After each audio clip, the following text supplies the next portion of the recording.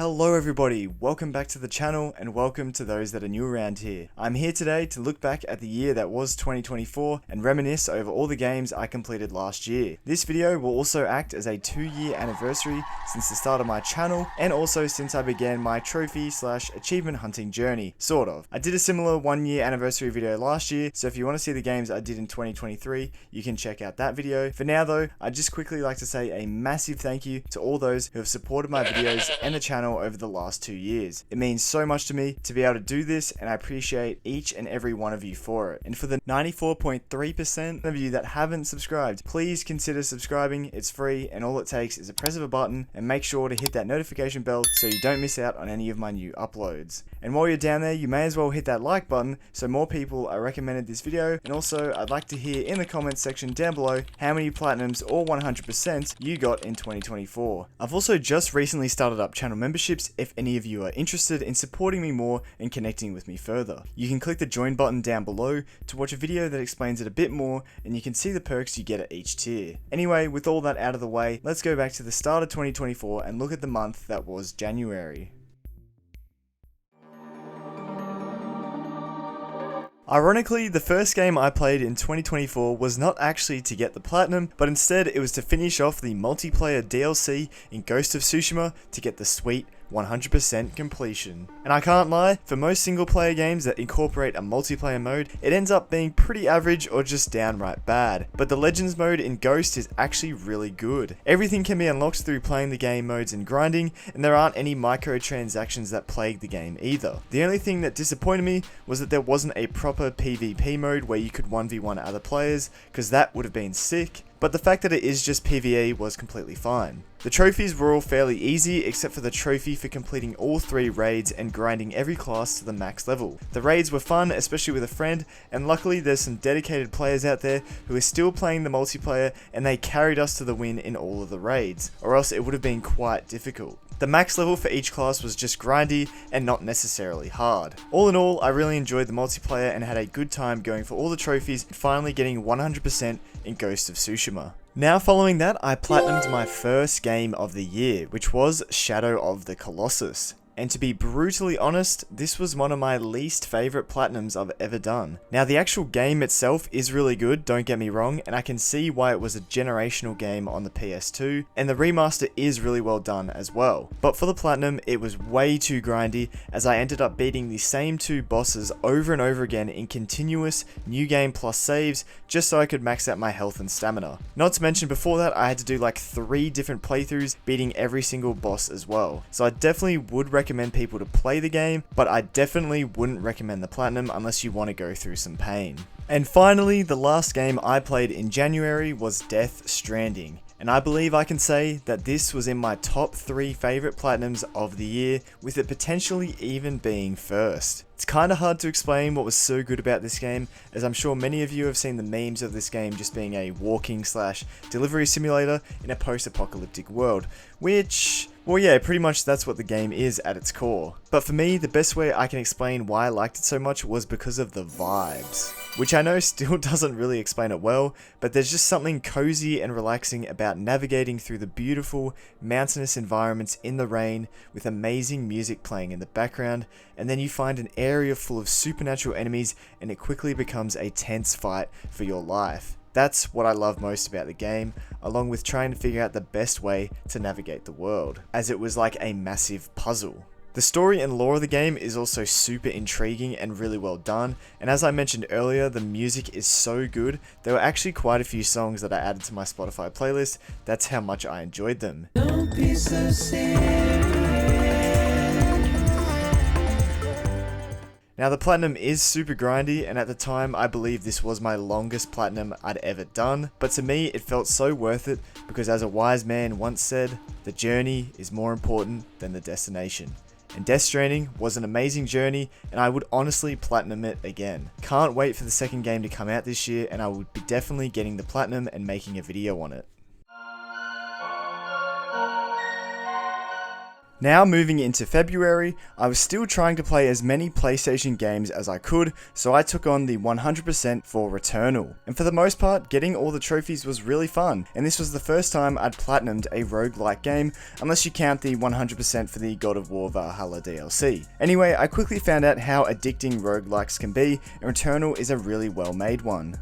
Each area or biome is different from each other, with a variety of enemies, and the bosses are a satisfying challenge. The fact that it's a third-person shooter is also pretty unique for a roguelike, and they made it work perfectly. I will say the story is quite confusing and I still don't fully understand it, but I enjoyed being immersed in it and doing some research on it. Now the platinum itself was great, except for a couple of trophies which were to find all the collectibles in each biome. These were so infuriating to complete, as due to the nature of the game, each run is randomly generated, and because all the collectibles spawn in certain rooms, you aren't guaranteed to actually get that room, meaning you have to keep doing runs until you're lucky and get the room you need. But that's not even the worst part. There isn't a proper method in-game to track which collectibles you are missing. The only thing that helped was the PS5 feature of PlayStation help cards that pop up, and this told you what glyph you were missing, but it was impossible to actually identify what that glyph was. Luckily, as I was playing the game, I found a forum page on PSN Profiles where someone had recently worked out a way to keep track of the glyphs,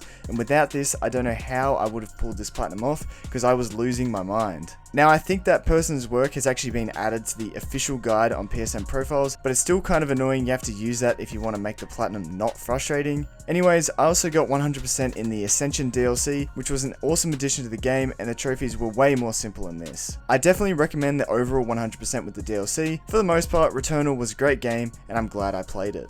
Continuing on, this is when I started playing Helldivers 2 about a week after its release, because one of my friends convinced me to get it, and I'm so glad he did, because this was my 2024 Game of the Year. Which wasn't really a hard choice though, because I didn't play many new releases, but I digress. At first, I was just playing the game for fun with my friend, but we managed to convince my other friend Aesoppers to get the game as well, and this is when I started taking the platinum seriously, as he also trophy hunts. Most of the trophies are pretty easy to get just from playing the game for fun, and there are a few miscellaneous trophies you have to go out of the way for, but these were fun side challenges that made the game even more enjoyable. The highest difficulty you have to play on for a trophy is Extreme / level 6, but there's like 10 levels, so it's really not even that hard, as there are harder difficulties. Now, I did most of the trophies this month, but I left the grindy trophies for later in the year, and Helldivers became a back burner game that I would play if I was sick of playing other games in the meantime. This is because I wanted to 100% the first Helldivers before Helldivers 2, as I like having all the games in order on my trophy list, which is a bit picky, but I think it looks clean.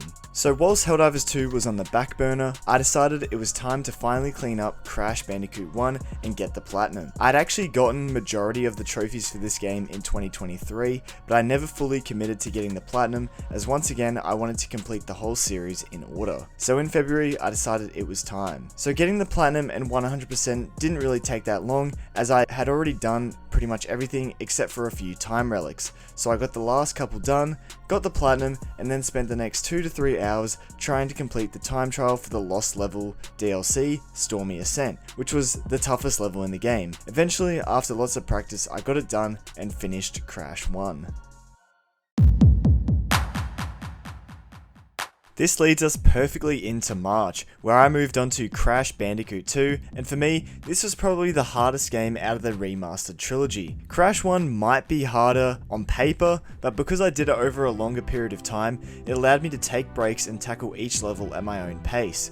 But because I wasn't doing anything else until Crash 2 was done, this forced me to keep playing even when I got stuck on hard levels, making it a more frustrating time. The remastered Crash trilogy are awesome games, but the platinums are obviously infamous for being really difficult because of 2 trophies. One is for getting every gem in the game, and the other is for completing all time relics at gold or better. To get every gem, you have to beat every level without dying, whilst collecting all boxes in each level. Along with that, there are several coloured gems which you have to get by finding secret paths or doing mini speedruns in a level. This is literally just trial and error and continuously practicing the level until you can get it done, and then repeating the process with the next one. This is similar with the time trials, as you have to beat each level in a set amount of time to get the gold. And the thing is, the original 2 Crash games were never designed for time trials, so the gold times in these games are extremely hard. In the end, I managed to get Crash 2 done in about a week, which is crazy, and luckily this time there wasn't any DLC to worry about.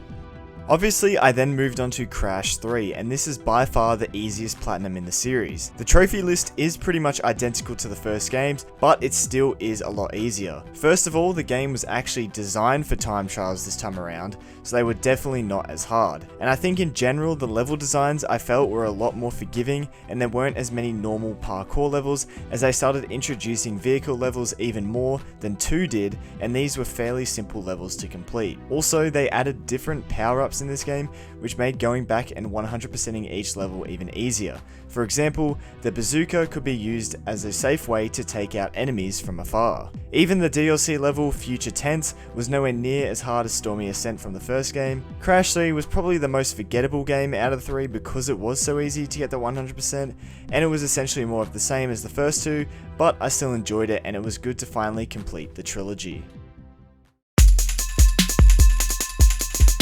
Now we move into April, where I only platinumed one game as it took up the entire month. But before I did that, I technically started with Far Cry 5. My friend Aesop's had asked for help with the Zombies DLC as it was really difficult as a solo. So I was happy to help him out, but this meant Far Cry 5 had been added to my trophy list, meaning eventually I was going to have to go back and 100% it. Anyway, the Zombies DLC was actually pretty fun to do with a friend. It saw us fighting our way through hordes of zombies in different levels to get them done as quick as possible to get gold rank on each level, as this was a lot easier to do in co-op. I technically left one trophy to complete, which was grinding out kills, but I knew I could do this solo later when I went for the full 100%.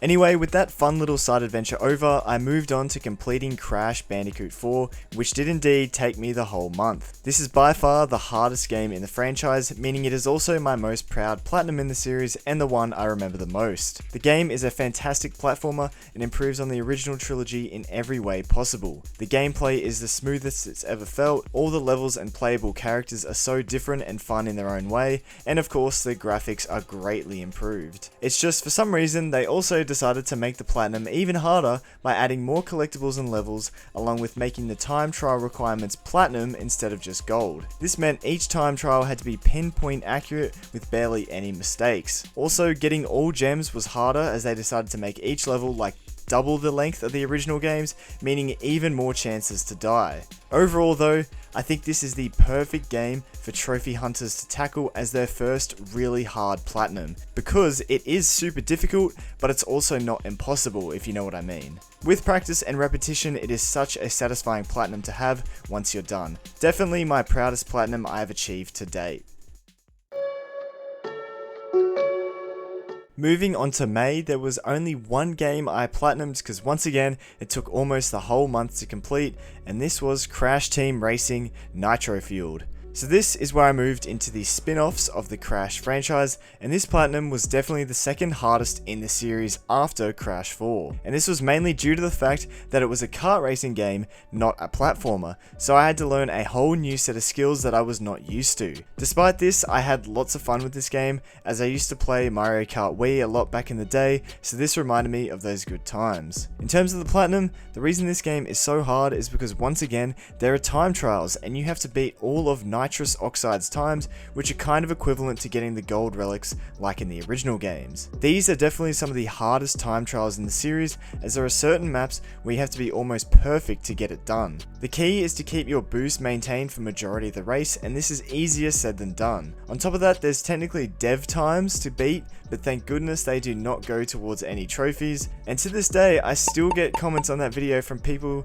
who clearly played the game a lot telling me that I should try the dev times and how I was playing the game wrong because I changed the control scheme. So it's crazy the skill ceiling in this game, but I'm happy to just have my platinum.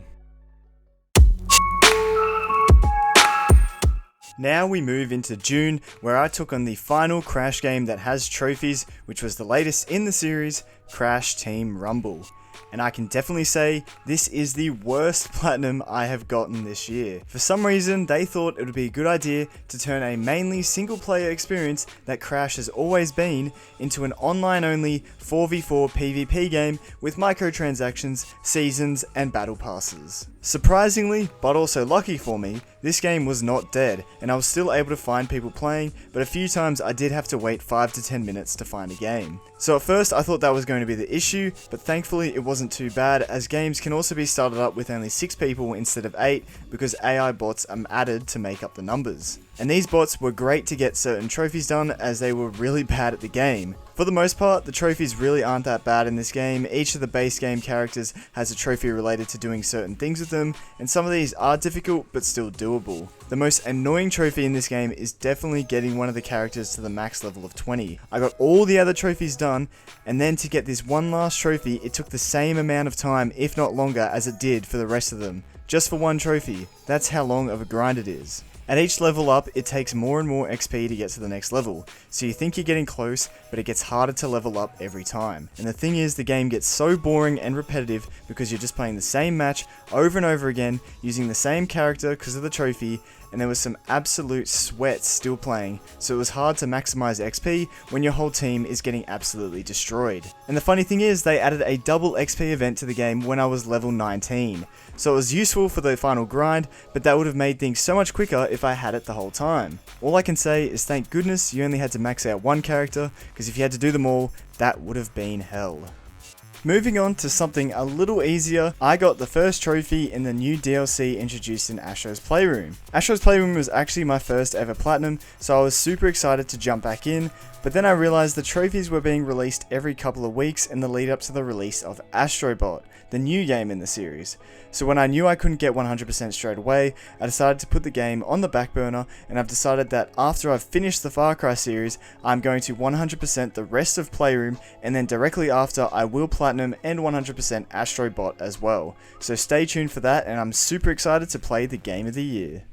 And finally, to finish off June, because I had finished the Crash series, I decided it was time to move on to a new franchise. And so before finishing off Helldivers 2, I first wanted to 100% Helldivers 1. Because if you can't tell already, I like to complete game series in order. And this turned out to be one of the most interesting platinums I've ever done, and also the longest 100% I've ever completed. The thing is, I only started Helldivers in this month, and I wouldn't fully finish it until later in the year, because there was one trophy that was literally out of my control. And this was for winning the Galactic War against the 3 other alien factions. To win a Galactic War, you have to rely on the whole community to liberate planets and regions, and this can take multiple weeks. At certain points, the aliens will fight back to take regions, and there is only a 2-hour time period to repel the attack, or else the region will be taken. And regions will continue to get taken until you succeed at protecting the region. So you can lose all the liberation progress in about half a day just because not enough players were on to stop the attack. Also, once you reach the aliens' homeworld, the community has to mount an assault and get enough points in 24 hours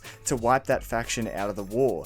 But of course, if the attack fails, then the faction mounts their own assault, so once again, regions can be taken every 2 hours. And this is exactly what happened. When I first started playing, a war was finishing up as the cyborgs wiped out Super Earth in only like 2 weeks, but I didn't know how important this was at the time.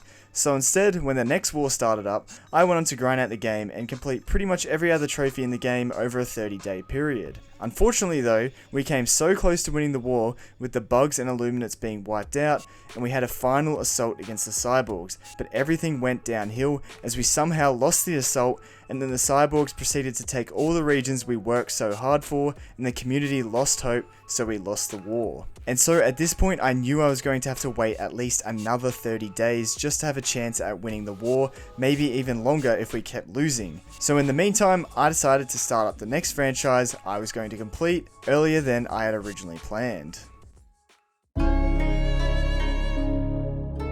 This takes us into July, where I completed Far Cry Classic, the first ever game in the series. But because I don't have a PS3, I decided to play the game on my Xbox Series X, as it has backwards compatibility for 360 games. And so this was my first 100% completion on Xbox. Obviously it ain't as satisfying as a platinum trophy, but it was still pretty fun seeing and hearing the old 360 achievement animation. Uneven terrain. Achievement unlocked. Run over 5 enemies while driving a vehicle. Yes!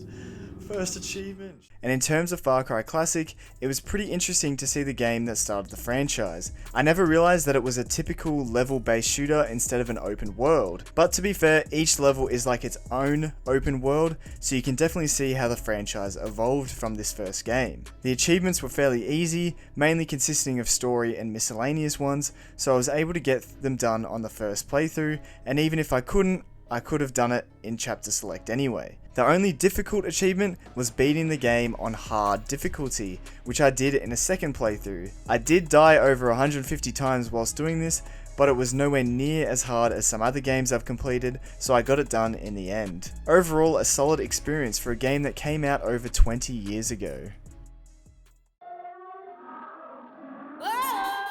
Now we move into August, where I took on the next Far Cry game that came out, which surprisingly wasn't number 2, but instead was Far Cry Instinct's Predator. This combined together two original Xbox games which were meant to be soft reboots of the original Far Cry game that came out on PC, but available on the Xbox 360 console instead. So technically, this game wasn't exclusive as it never came out on PlayStation. The first game in the bundle, Far Cry Instincts, is a very similar story to Far Cry Classic, but slightly different, and the second game in the bundle, Far Cry Evolution, it is a continuation of Jack Carver's story, but this time on another island. Also, you get special powers from an experiment, and this nicely spices up the gameplay compared to Far Cry Classic. Overall, Instinct's Predator was once again quite easy, but there were some annoying collectible trophies, and this was back in the era where difficulty achievements didn't auto-pop when you completed the game on a high difficulty, so I had to play through both stories 3 times,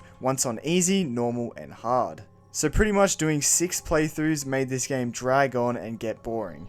Luckily, the hard difficulty wasn't as bad as Far Cry Classic, because in this game, you were able to enter in cheat codes to give yourself infinite ammo and to heal yourself back to full health. So this came in clutch to make the later playthroughs a breeze. There's also multiplayer achievements, which half of them you can actually do by yourself, but the rest I had to get some friends to help me through boosting, as the servers are pretty much dead. Overall, Instincts was fun, but too many playthroughs made it a drag. Before rounding out this month, we luckily managed to win the next war in Helldivers 1, which when I say we, I mean everyone who carried me, because I only liberated one planet to fulfill the trophy requirements, as I was busy playing Far Cry obviously. I'm so grateful for those that got it done, because now the Platinum was technically available for me to get, but I decided to finish off the Xbox 360 Far Cry games first.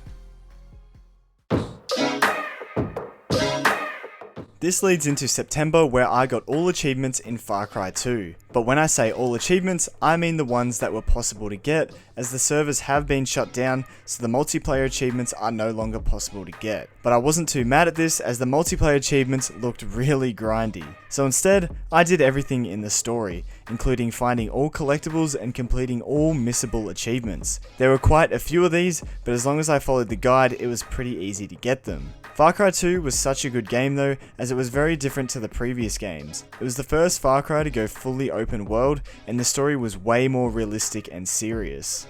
The gameplay is much more immersive too, and every second you are pretty much trying to survive, as there are constant enemies around every corner, and the main character also has malaria, so you can die from that too if you're not careful. Far Cry 2 I feel like is the black sheep of the franchise, but it's so good in its own way, because it is so different from the Far Cry formula that continues from Far Cry 3 onwards.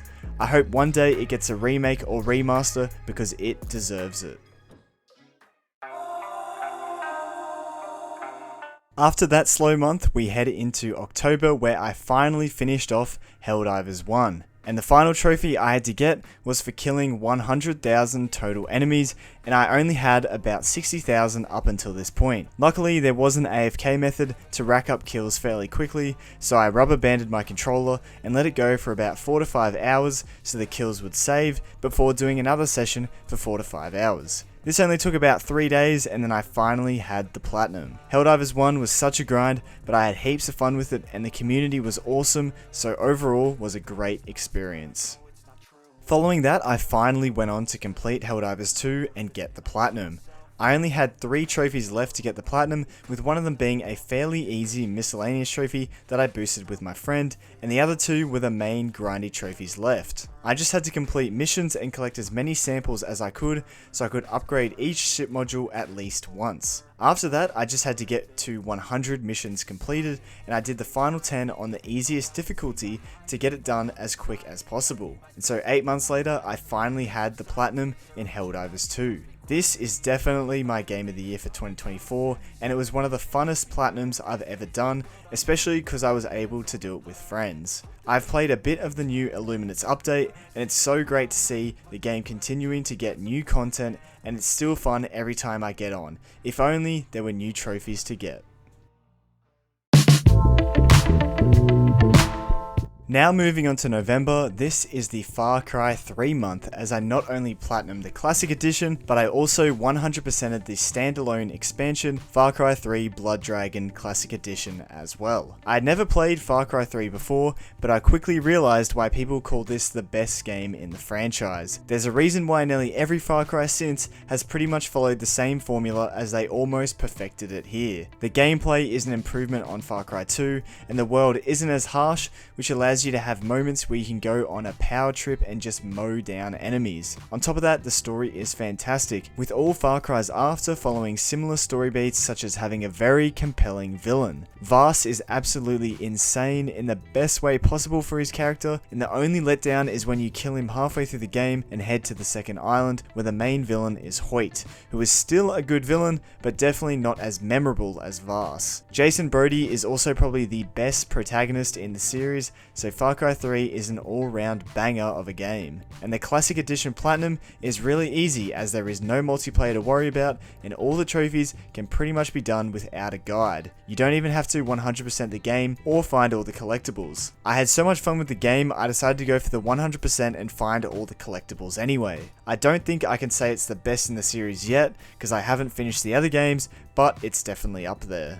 And so of course, Far Cry 3 Blood Dragon was just as great, because they took the gameplay and made it cooler by setting the game in a retro futuristic apocalypse, making this game super vibey and fun. This game unfortunately did not have a platinum, which was a shame, but it pretty much was just a DLC for Far Cry 3, as it was very short, so I understand why it didn't. I was still happy to get the 100%, and it didn't disappoint. This time around you actually had to 100% the game, but because it was so short, it wasn't too much of a grind. The highlight for this game was definitely the final story mission, as it makes you feel like such an overpowered badass, and the Blood Dragons was such a cool concept to add to the game. Overall, it was a great little experience, and I would recommend it to anyone.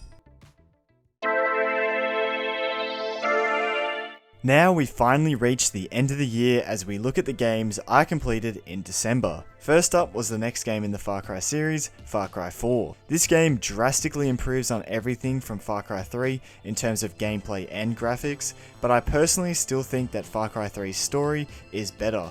However, that's not to say Far Cry 4's story is bad. They actually added the feature of making choices throughout the game, which slightly affects the story and their endings as well, which was a nice addition. This game also has multiplayer, but luckily the trophies are really easy, and I boosted the co-op with my friend once again.